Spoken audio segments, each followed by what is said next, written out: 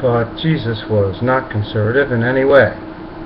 He instructed his disciples to welcome all believers of all religions into the prayer service, something many fundamentalists wipe out by their continual harping about how only followers of Jesus will go to heaven. The Ten Commandments say that people will follow one God, not one Jesus, and anyone can float upward upon death. Thus, why wouldn't a Jew or Hindu or Muslim or Buddhist also be able to pray their way into heaven? In South Korea, but even more so in the United States, Koreans use their church service as a full-service religion, discount rate country club, and place to do business at the lunches that characteristically follow the services. This is an excellent use of the Christian church to the extent that it promotes brotherhood, but is a kind of strange use when it comes to deriving profit from fellow parishioners. In a correct reading, one would find Jesus to place people over profit, which puts him in direct opposition to most capitalist practices, if not all.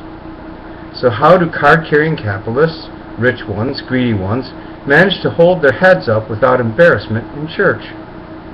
Because so many of the ministers are up at the altar condoning their behavior. Cleanliness is next to godliness. The most puritanical of beliefs is in effect a code for the fact that rich people are closer to God than poor people. How is this? Because in colonial times in New England, USA, the only people who could keep a clean house were in fact rich people. The Puritan work ethic was instilled so that workers at the small manufacturing plants would work very hard in order that the church leaders and owners of the businesses could make a large profit. This original sin of American religion has been passed down and quoted often by such notables as President Ronald Reagan.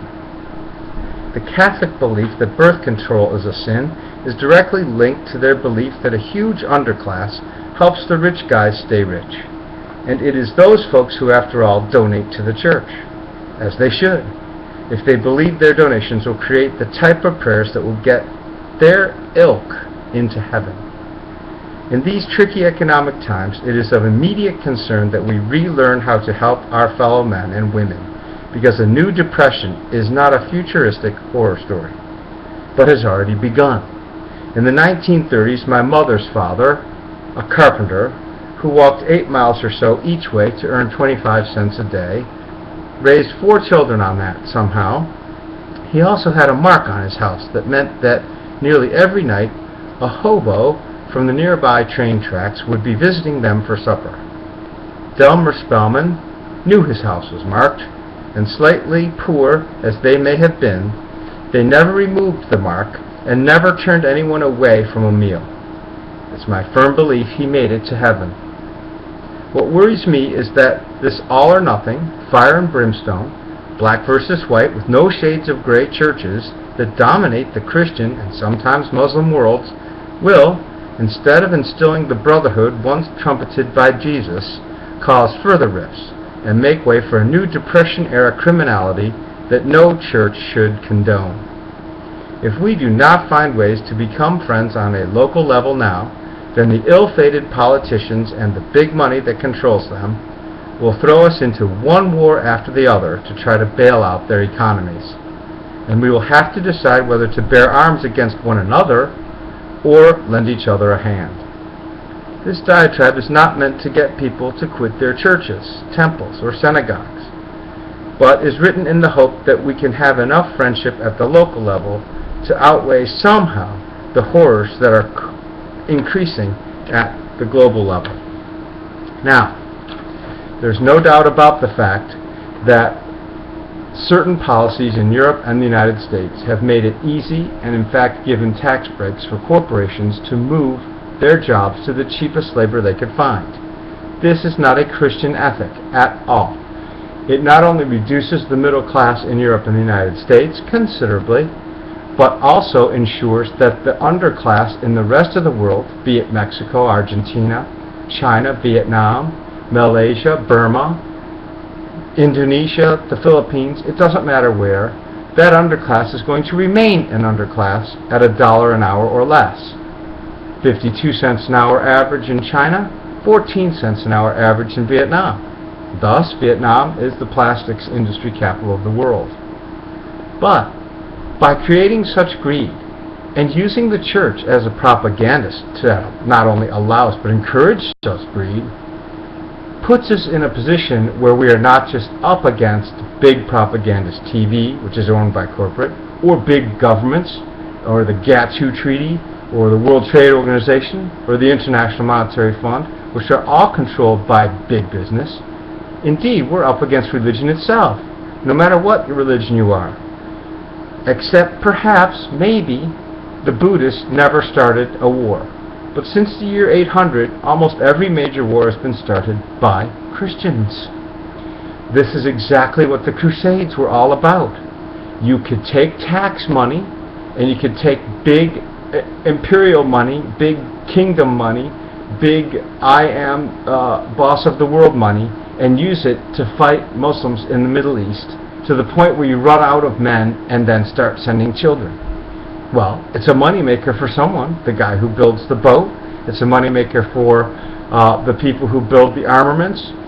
It's a jobs plan for knights in white armor, so to speak. But it has been going on so long that this modern day feudalism, which some would call fascism, has got to stop. The fact that more and more countries are dividing along religious lines should be a tip historically that the worst is yet to come. I'll end with a poem that my friend and I handed out to Jerry Falwell's congregation at the Mission Street Church in Lynchburg on Easter of about, I think, 1990. We were dressed in the role, and we had put this in an envelope along with the sticker you saw in part 1 and handed it to everyone and then skedaddled the heck out of there. And here's what the poem says. It's called Jesus is a Liberal.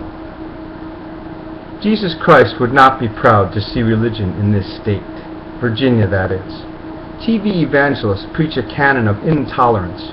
Jesus never expected people to hate in his name. Building amusement parks in homage to God makes as much sense as waging war for Christ.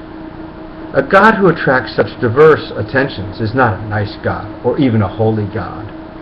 He must be the God of money, or the God of land acquisition, or perhaps even the God of death.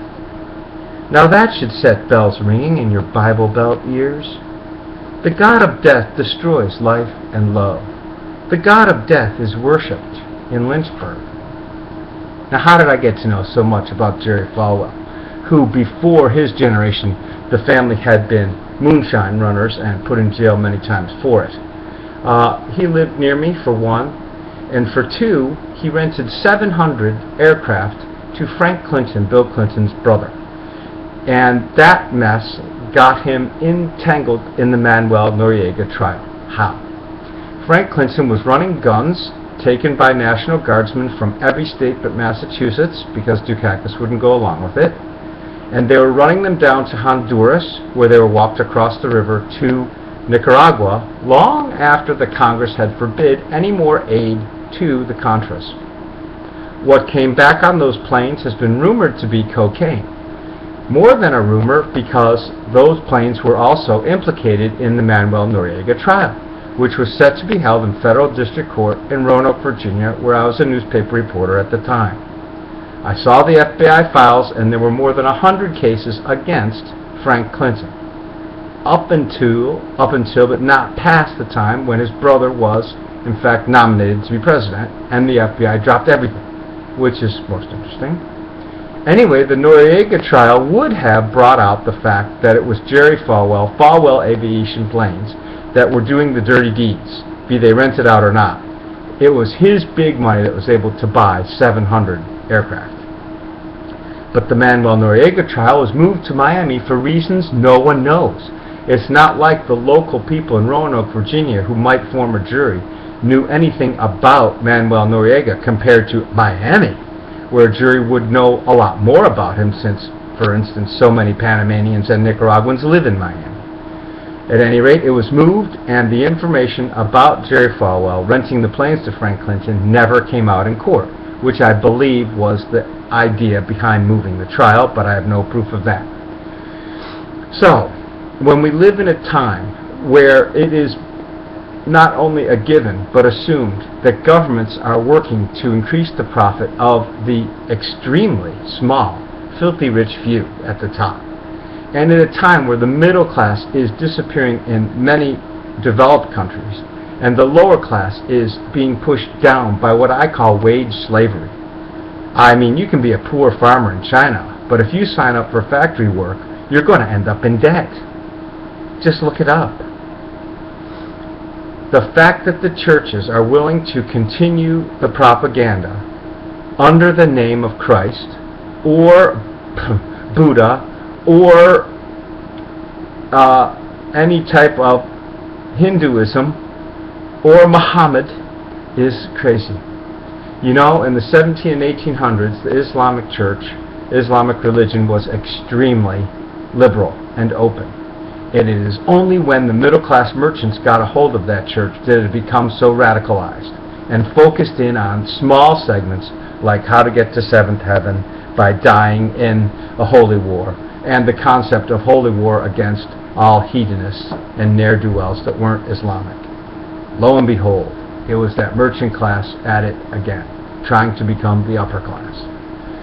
At any rate, that's part 2 of No Man Shall Profit from Another Man's Labor, and I'll see you next time.